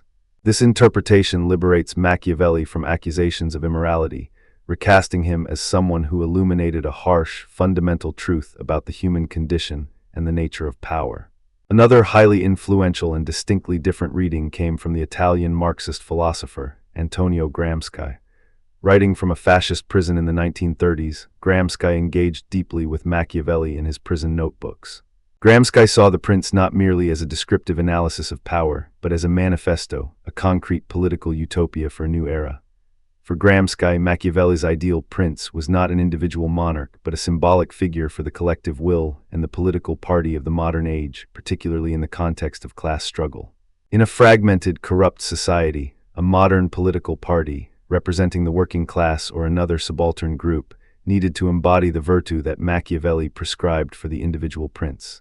This meant being cunning, strategically adaptable, capable of gaining and maintaining power, and inspiring the masses to achieve collective hegemony. Gramsci interpreted Machiavelli as providing a grammar for political action, a guide for how a new prince, the revolutionary party, could forge unity, overcome obstacles, and ultimately transform society. He wrote, "The modern prince, the myth prince, cannot be a real person, a concrete individual. It can only be an organism, a complex element of society, in which a collective will, which has already been recognized and has partially asserted itself in action, begins to take concrete form." This reading profoundly transformed Machiavelli into a theorist of revolutionary strategy, relevant to the struggles of the oppressed. Finally, the Cambridge School of Intellectual History, particularly through the work of Quentin Skinner and J.G.A. Pocock, provided a powerful recontextualization of Machiavelli within the Republican tradition of Renaissance Florence. Their scholarship emphasized that Machiavelli's political thought, including The Prince, must be understood primarily as an attempt to address the unique challenges of a Republican city-state prone to corruption, internal factionalism, and external threats. Quentin Skinner meticulously demonstrated Machiavelli's deep commitment to Republican liberty and self-governance. In this reading, The Prince is not a handbook for tyranny, but a desperate plea for a strong leader, a redeemer, to unite Italy and establish the necessary conditions for a stable, free republic. Machiavelli's ruthless advice is thus framed as a bitter medicine for a sick body politic, a necessary means to a higher end, the restoration of civic virtue and the preservation of liberty. As Skinner argues, Machiavelli's political theory is best understood as a sustained attempt to explain how a free way of life may be achieved and maintained. J.G.A. Pocock, in his monumental work The Machiavellian Moment, traced the profound influence of Florentine republicanism and Machiavelli's thought on later political traditions in England and America. He highlighted Machiavelli's profound concern with the inherent fragility of republics and their constant need for virtue, civic spirit, military strength, and a willingness to prioritize the common good over private interests, to resist corruption and maintain liberty. This school of thought fundamentally asserts that Machiavelli's ultimate concern was the health, longevity, and liberty of the res publica, the public thing, rather than the glorification of individual autocratic power. Despite the passage of half a millennium, Machiavelli's insights into power, human nature, and political necessity remain strikingly pertinent, permeating diverse fields from international relations to corporate strategy and leadership psychology. His work continues to serve as a foundational text for understanding the often uncomfortable truths of political life. In the realm of international relations, Machiavelli is widely considered a foundational figure for political realism. His unflinching emphasis on power, national interest, and the amoral nature of interactions between states directly foreshadows and informs modern realist theories developed by scholars like Hans Morgenthau and E.H. Carr. In this view, states are the primary actors, driven by self-interest and a perennial struggle for power. Moral considerations, while perhaps desirable, are often secondary to the imperative of survival and power maximization in an anarchic international system. The idea that the ends justify the means, a sentiment often attributed to, if not directly quoted from, Machiavelli, continues to play out on the global stage, whether in the calculation of alliances, the imposition of economic sanctions, military interventions, or complex diplomatic maneuvers. A classic historical example of Machiavellian Realpolitik is Otto von Bismarck's unification of Germany in the 19th century. Through his policy of blood and iron, Bismarck masterfully manipulated alliances, waged wars of convenience against Denmark, Austria, and France, and skillfully navigated the complex European power balance. He famously declared, "Politics is the art of the possible," a statement profoundly aligned with Machiavelli's pragmatic approach. Bismarck disregarded traditional moral constraints and liberal ideals to achieve his strategic goal of a unified German state under Prussian hegemony. His actions, often ruthless and cunning, were undeniably effective in achieving his national objectives, and are frequently cited as the epitome of a Machiavellian leader operating on a grand scale. Beyond the traditional political arena, Machiavellian tactics and insights are remarkably evident in the corporate world. Cutthroat competition, hostile takeovers, strategic alliances, and the intricate internal politics of large organizations often reflect Machiavelli's observations on how individuals and groups gain, maintain, and wield power. Corporate leaders are frequently judged not solely by their ethical purity, but by their effectiveness, their ability to deliver results, grow market share, and ensure the survival and prosperity of their enterprises, sometimes at the expense of strictly ethical considerations. The strategic maneuvering, the ability to anticipate and counter rivals, and the willingness to make difficult, unpopular decisions that benefit the organization in the long run all bear a Machiavellian imprint. Indeed, contemporary psychology has even adopted the term Machiavellianism as a personality trait, one of the three components of the dark triad, alongside narcissism and psychopathy. This trait is characterized by a cynical disregard for morality, a focus on self-interest and personal gain, and a propensity for manipulation and strategic exploitation of others. Research in organizational psychology, for instance, explores how individuals high in Machiavellianism navigate corporate hierarchies, secure promotions, and influence decision-making, highlighting the practical utility of some Machiavelli's insights even in modern, non-state contexts. Perhaps one of Machiavelli's most profound and enduring contributions is his articulation of the problem of dirty hands in politics. He implicitly raised the agonizing dilemma of the political leader who must commit morally dubious acts, lying, breaking promises, resorting to violence, or sacrificing innocent lives, to achieve a greater good, such as saving the state from collapse, preventing greater suffering, or ensuring long-term peace. This is a problem famously elaborated by modern philosophers like Michael Walzer, who asks whether a morally good person can be a truly effective political leader, or if politics inherently demands actions that soil one's moral purity. The dirty hands dilemma forces us to confront the harsh reality that, in extraordinary circumstances, a leader may be praised for success even if it required morally compromising actions, yet condemned if they fail, regardless of their moral purity. Consider historical wartime decisions. The strategic bombing campaigns of World War II, such as the firebombing of Dresden, or the agonizing decision to use atomic bombs on Hiroshima and Nagasaki. These were decisions that resulted in immense human cost and immense moral quandaries, yet they were often justified by leaders as perceived necessities to end the war swiftly and save even more lives in the long run. These are quintessential dirty hands moments, where the imperative of political or military effectiveness collided violently with fundamental ethical prohibitions, forcing leaders to make choices that stained their conscience but were deemed essential for the perceived greater good. Machiavelli's work makes us unflinchingly confront these kinds of dilemmas, demonstrating that they are not mere philosophical exercises, but agonizing realities of leadership. In modern democratic societies, this tension between ethics and effectiveness remains palpable. Leaders are expected to be transparent, accountable, and uphold democratic values, yet they also need to be decisive, strategically astute, and capable of navigating complex domestic and international landscapes. Machiavelli's work forces us to confront this inherent tension. Do we prefer a morally pure leader who is ineffective, or an effective leader who is willing to bend or break moral rules for the sake of the state or its people? This directly connects to Max Weber's profound distinction between the ethics of conviction and the ethics of responsibility. The ethics of conviction demands that one acts purely on moral principles, regardless of the consequences. The ethics of responsibility, conversely, requires a leader to consider the foreseeable consequences of their actions, even if it means compromising cherished principles. Weber argued that the effective politician must combine elements of both, but primarily operate under the ethics of responsibility, which often means being willing to get one's hands dirty for the sake of desired outcomes. Machiavelli, with his pragmatic focus on results and his willingness to consider any means necessary, can be seen as a quintessential proponent of the ethics of responsibility, long before Weber articulated it. Despite its undeniable and enduring relevance, the concept of Machiavellianism and its application are not without significant counterarguments and criticisms. Firstly, the most common and potent counterargument is that the pejorative use of Machiavellian is a gross oversimplification and a profound mischaracterization of his complex thought.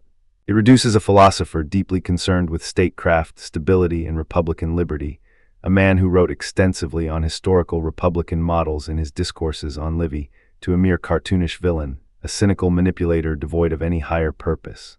This reductionist label often serves as a convenient shorthand to dismiss pragmatic political analysis as inherently evil or immoral, without actually engaging with the substance of Machiavelli's sophisticated observations on power, human nature, and the challenging realities of governance.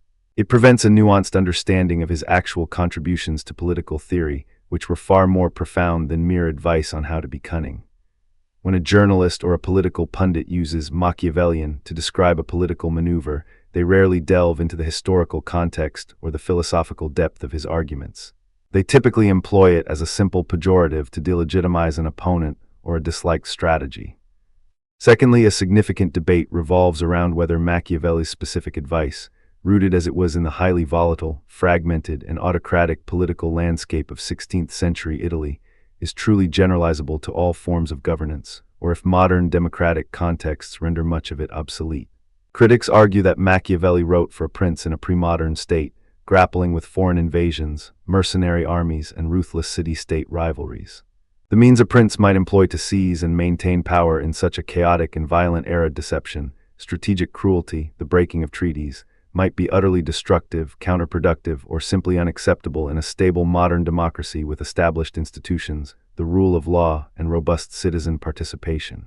Modern political thought is ostensibly heavily influenced by principles of human rights, international law, and democratic accountability. In a world that, at least nominally, subscribes to these values, Machiavelli's apparent indifference to individual rights or universal moral norms might seem to render his advice anachronistic. Can a democratic leader truly learn how not to be good without fundamentally undermining the very legitimacy of their democratic mandate? While the methods might indeed change dramatically, one might counter-argue that the underlying dynamics of power, human ambition, and the perennial need for effectiveness often remain. Leaders in democracies still face immense pressure to secure their position, manage public perception, and make difficult trade-offs for national interest, echoing some of the fundamental challenges Machiavelli identified. The tools may differ, but the core struggle for effective governance, even ethically constrained governance, often calls for a Machiavellian awareness of reality. Let us turn now to some historical anecdotes that illuminate the powerful, if often indirect, influence of the prince. Catherine de' Medici, as we briefly touched upon, is a figure inextricably linked with the early reception of Machiavellianism. As the daughter of Lorenzo II de' Medici, to whom the prince was originally dedicated and later Queen of France, she became a primary target for accusations of being a Machiavellian queen, particularly after the horrific St. Bartholomew's Day massacre in 1572, where thousands of Huguenots were slaughtered. Critics like Innocent Gentillet were quick to claim that she applied Machiavelli's poisonous doctrines to French politics. While it's debated whether Catherine actually read and rigorously followed the prince, the association stuck. Her perceived ruthlessness, her strategic use of marriage alliances, and her often pragmatic, survival-driven political maneuvers in the tumultuous religious wars of France, embodied for many the feared practical application of Machiavellian principles in a way that resonated deeply and horrifyingly with the public imagination. She became the living symbol of the book's supposed dangers. A more direct and arguably more profound application of Machiavellian thought can be seen in the Statecraft of Cardinal Richelieu, chief minister to King Louis XIII of France in the early 17th century. Richelieu's entire political philosophy and practice were predicated on the principle of raison d'etat, the reason of state, a concept that prioritizes the interests and security of the state above all else, including personal morality or religious dogma. He famously declared, "If there is a light in France, it comes from the torch of the state." His ruthless consolidation of royal power, his systematic weakening of the rebellious nobility, and his cunning pursuit of French interests in the 30 Years' War, often against Catholic powers, are all profoundly Machiavellian. He embodied the very virtue Machiavelli extolled for a successful prince: a single-minded focus on the health and power of the state, an adaptability to changing circumstances, and a willingness to employ any means necessary to achieve these ends. Richelieu in many ways was the living embodiment of the effective, pragmatic, and often feared leader described in The Prince. Later, in the 18th and 19th centuries, the figure of Napoleon Bonaparte looms large as a potential student of Machiavelli. Napoleon is known to have extensively annotated his personal copy of The Prince. His marginalia are revealing, showing his agreement with Machiavelli on key tactics such as the importance of deception in war and politics, the necessity of military strength, and the crucial need for a leader to be feared rather than loved, if one cannot be both. Napoleon, a man who rose from obscurity to conquer much of Europe through a combination of military genius, strategic brilliance, and ruthless ambition, epitomized the Machiavellian ideal of a leader who could seize opportunity, innovate, adapt, and maintain power through a potent combination of skill, force, and manipulation. He saw in Machiavelli a reflection and validation of his own political genius and his understanding of how the world truly worked, beyond the veneer of polite society. These historical figures, whether directly influenced or simply reflective of Machiavellian principles, highlight a broader phenomenon that J.G.A. Pocock termed the Machiavellian moment. This moment refers to a critical juncture in Western political thought, emerging in the Renaissance, where thinkers began to realize that politics might operate on its own distinct logic, separate from theology or purely private morality. It was the dawning recognition that the demands of maintaining a state, of ensuring its survival and flourishing, might fundamentally conflict with traditional ethical norms or religious strictures. Machiavelli was central to this profound conceptual shift, forcing political philosophy to confront the often unpleasant, amoral realities of power and human nature in the public sphere, thereby establishing politics as an autonomous field of inquiry. In conclusion, Machiavelli remains a profoundly provocative and essential figure in the history of political thought. His work, particularly The Prince, continues to be a mirror, reflecting uncomfortable truths about power, leadership, and human nature that societies across the ages have grappled with. It forces us to ask difficult and uncomfortable questions, not just about how power is acquired and maintained, but how it should be wielded, and what compromises we are willing to accept for the sake of stability, security, or the common good. His influence extends far beyond the explicit embrace or condemnation of his ideas. He contributed fundamentally to the development of political realism in international relations theory, inspiring thinkers to view state behavior through the lens of power and self-interest rather than idealism. His insights into the tension between ethical imperatives and political necessities are echoed in Max Weber's crucial distinction between the ethics of conviction and the ethics of responsibility, pushing us to consider the practical consequences of moral action in public life. Furthermore, his raw observations on human manipulation and strategic thinking have even found their way into contemporary psychology, where Machiavellianism is studied as a personality trait, part of the dark triad, revealing the enduring relevance of his understanding of human behavior in competitive environments. Ultimately, to engage with Machiavelli is to engage with the enduring problem of dirty hands, the realization that true leadership often requires individuals to make choices that are morally ambiguous, to compromise their personal integrity for what they perceive as the greater good of the community. Whether one views him as a cynical teacher of evil, a clear-eyed realist, or a secret Republican championing liberty, his work demands our attention because it speaks to the heart of what it means to lead, to govern, and to survive in a world where power is a constant, often brutal reality. His legacy is not just about what he said, but about the profound questions he continues to compel us to ask about ourselves and our political systems.